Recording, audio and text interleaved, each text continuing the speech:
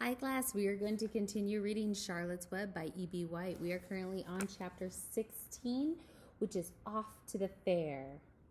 The night before the county fair, everybody went to bed early. Fern and Avery were in bed by 8. Avery lay dreaming about the Ferris wheel, that it had stopped and that he was in the top car.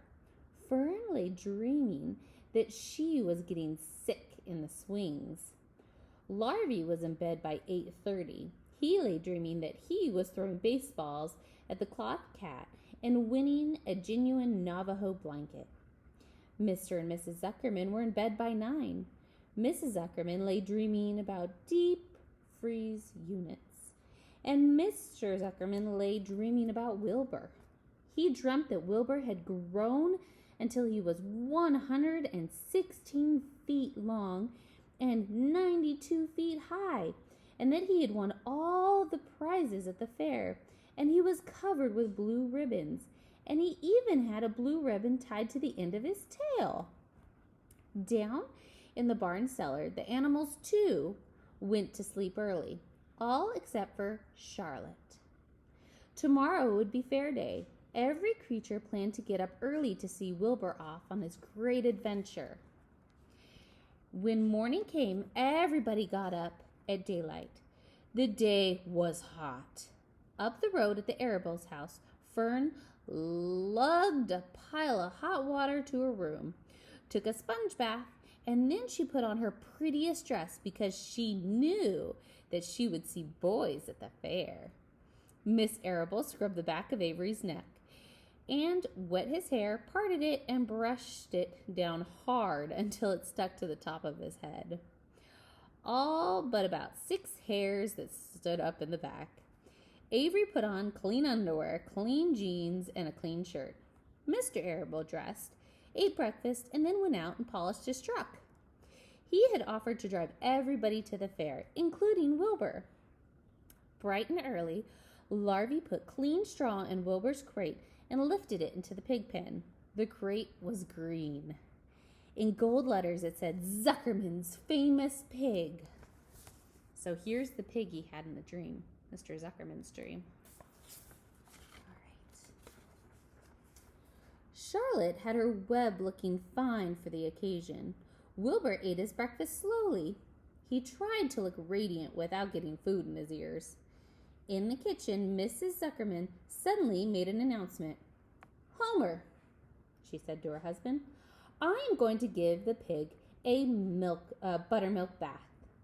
"A what?" said Mr. Zuckerman. "A buttermilk bath. My grandmother used to bathe her pig with buttermilk when it got dirty. I just remembered." "Wilbur's not dirty," said Mr. Zuckerman proudly. "He is filthy behind the ears," said Mrs. Zuckerman. "Every time Larvy slops him, and food runs down around his ears. Then it dries and forms a crust. He also has smudges on the side where he lays in the manure." "He lays in clean straw," says Mr. Zuckerman. "Well, he's dirty, and he's going to have a bath." Mr. Zuckerman sat down weakly and ate his donut. His wife went on to the woodshed. When she returned, she wore rubber boots and an old raincoat, and she carried a bucket of buttermilk and a small wooden paddle. "Edith, you're crazy," mumbled Zuckerman. But she paid no attention to him. Together they walked to the pig pen. Mrs. Zuckerman wasted no time. She climbed in with Wilbur and went to work. Dipping her paddle in the buttermilk, she rubbed him all over. The geese gathered around to see the fun, and so did the sheep and the lamb. Even Templeton poked his head out curiously to watch Wilbur get a buttermilk bath. Charlotte got so interested she lowered herself on a dragline so that she could see much better. Wilbur stood still and closed his eyes. He could feel the buttermilk trickling down his side. He opened his mouth, and some buttermilk ran in it. It was delicious. He felt radiant and happy. When Mrs. Zuckerman got through and rubbed him dry, he was the cleanest, prettiest pig you've ever seen. He was pure white, pink around his ears and his snout. and smooth as silk. The Zuckermans went up to change into their best clothes. Larvy went to shave and put on his best plaid shirt and his purple necktie. The animals were left to themselves in the barn. The 7 gooselings paraded around and around their mother. Please, please, please, take us to the fair, begged the gooselings. Then all 7 began teasing to go. Teasing, teasing. Please, please, please, please, please, please, please. They made such a ruckus. Children, snapped the goose, you're staying quietly, idly at home. Only Wilbur is going to the fair. Just then, Charlotte interrupted. I shall go too, she said softly. I have decided to go with Wilbur. He may need me. We can't tell what happens at the fairgrounds. Somebody's got to go along to know what to write, and I think Templeton better come too. I might need somebody to run errands and do some general work. I'm staying right here, grumbled the rat. I haven't the slightest interest in a fair. That's because you've never been to one, remarked the old sheep. A fair is a rat's paradise. Everybody spills their food at the fair. A rat can creep out late at night and have a feast. In the horses' bin, you'll find oats that are in the trotters and pacers that the pacers have spilled. In the grass in the infield, you will find old discarded lunch boxes containing foul remains of peanut butter sandwiches, hard-boiled eggs, cracker crumbs, bits of donuts, particles of cheese. In the hard-packed dirt in the midway, after the glaring lights are out and people have gone home for bed, you will find a treasure of popcorn fragments. You'll have frozen custard droppings, candied apples, sugar fluff crystals, salted almonds, popsicles, partially eaten on ice cream cones, and a wooden stick from a lollipop. Everywhere is a loot for a rat. In tents, in booths, in haylofts. Why, a fair has enough disgusting leftover food to satisfy a whole army of rats. Templeton's eyes were ablaze. Is that true? He asked. Is this appetizing yarn of yours true? I like high living, and what you say tempts me. It is true, said the old chief. Go to the fair, Templeton. You will find the conditions at the fair that will surpass your wildest dreams. Buckets with sour mush crushed in them, tin cans containing particles of tuna, greasy paper stuffed with rotten... That's enough, cried Templeton. Don't tell me any more. I'm going. Good, said Charlotte, winking at the old sheep. Now then, there is no time to be lost. Wilbur will be put in the crate soon. Templeton, I must get in the crate right now. Hide yourself. The rat didn't waste a minute. He scrambled on over to the crate, crawled between slats, and pulled straw over him so that he'd be hidden. All right, said Charlotte, I'm next. She sailed into the air, let out a dragline, and dropped gently to the ground. Then she climbed to the side of the crate and hid herself in a knothole at the bottom. The old sheep nodded. What a cargo, she said. That sign ought to say Zuckerman's favorite pig and 2 stowaways. Look out, the people are coming, shouted the gander. Cheese it, cheese it, cheese it! The big truck with Mr. Arable at the wheel backed slowly down toward the barnyard.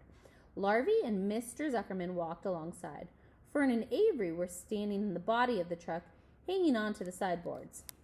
Listen to me, whispered the old sheep. When they open the crate and try to put you in, struggle. Don't go without a tussle. Pigs always resist when they're being loaded. If I struggle, I'll get dirty, said Wilbur. Never mind that. Do what I say. Struggle. If you were to walk into the crate without resisting, Zuckerman might think you were bewitched. He'd be scared to go to the fair. Templeton poked his head out of the straw. Struggle if you must. But kindly remember that I'm hiding down here in the crate, and I don't want to be stepped on or kicked in the face or plummeted or crushed in anywhere, squashed or bruised or scarred or anything. Just watch what you're doing, Mr. Radiant, when they start shoving you in here. Be quiet, Templeton, said Sheep. Pull in your head. They're coming. Look radiant, Wilbur. Lay low, Charlotte. Talk it up, Geese. The truck backed slowly to the pig pen and stopped. Mr. Arable cut the motor, got out, walked to the rear, and lowered the tailgate. The geese cheered. Mrs. Arable got out of the truck. Fern and Avery jumped to the ground. Mrs. Zuckerman came walking down from the house. Everybody lined up at the fence and stood for the moment, admiring Wilbur and the beautiful green crate. Nobody realized that the crate already contained a rat and a spider. That's some pig, said Mrs. Arable. He's terrific, said Larvae. He's very radiant, said Fern, remembering the day that he was born. Well, said Mrs. Zuckerman, he's clean anyways. The buttermilk certainly cleaned him up. Mr. Arable studied Wilbur carefully. Yes, he's a wonderful pig. It's hard to believe that he was the runt of the litter. You'll get some extra good ham and bacon, Homer, when it comes time to kill that pig. Wilbur heard these words, and his heart almost stopped. I think I'm going to faint, he whispered to the old sheep who was watching. Kneel down, whispered the old sheep. Let the blood rush to your head. Wilbur sank to his knees, all radiance gone, his eyes closed. Look, screamed Fern. He's fading away. Hey, watch me, yelled Avery, crawling out on all fours of the crate. I'm a pig, I'm a pig. Avery's foot touched Templeton under the straw. What a mess, thought the rat. What fantastic creatures boys are. Why did I let myself in this? The geese saw Avery in the crate and cheered. Avery, you get out of the crate this instant, commanded his mother. What do you think you are? I'm a pig, cried Avery, tossing handfuls of straw into the air. Oink, oink, oink, oink, oink. The truck is rolling away, Papa, said Fern. The truck, with no one at the wheel, had started to roll downhill. Mr. Arable dashed to the driver's seat and pulled the emergency brake. The truck stopped. The geese cheered. Charlotte crouched and made herself as small as possible in the knothole, so Avery couldn't see her. Come on out at once, said Mrs. Arable. Avery crawled out of the crate on hands and knees, making faces at Wilbur. Wilbur fainted away. The pig is passed out, said Mr. Zuckerman. Throw water on him. Throw buttermilk, suggested Avery. The geese cheered. Larvae ran for a pail of water. Fern climbed into the pen and knelt next to Wilbur's side. It's sunstroke, said Zuckerman. That heat is too much for him. Maybe he's dead, said Avery. Come out of that pig pen immediately, cried Mrs. Arable. Avery obeyed his mother and climbed up to the back of the truck so that he could see things better. Larvae returned with cold water and threw it on Wilbur. Throw some on me, cried Avery. I'm hot too. Oh, keep quiet, hollered Fern. Keep quiet. Her eyes were brimming with tears. Wilbur, feeling the cold water come in, he rose to his feet while the geese cheered. He's up, Mr. Arable said. I guess there's nothing wrong with him. I'm hungry, said Avery. I want a candied apple. Wilbur's all right now. We can start. I want to take a ride on the Ferris wheel. Mr. Zuckerman and Mr. Arable and Larvae grabbed the pig and pushed him headfirst toward the crate. Wilbur began to struggle. The harder the men pushed, the harder he fought back. Avery jumped down and joined the men. Wilbur kicked and thrashed and grunted. Nothing's wrong with this pig, said Mr. Zuckerman. He was very happy as he was pressing his knee against Wilbur's back. All together now, boys. Shove! With a final heave, they jammed him into the crate. The geese cheered. Larvae nailed some boards across the end so Wilbur couldn't back out. Then, using all his strength, the men picked up the crate and heaved it aboard the truck. They did not know that under the straw was a rat, and inside the knothole was a big gray spider. They only saw the pig. "Everybody in," called Mr. Arable. He started the motor. The ladies climbed in besides Mr. Zuckerman, and Larvae and Fern and Avery rode in the back, hanging onto the sideboards. The truck began to move ahead. The geese cheered, the children answered their cheer, and away everybody went to the fair. Okay, chapter 17 next. Bye.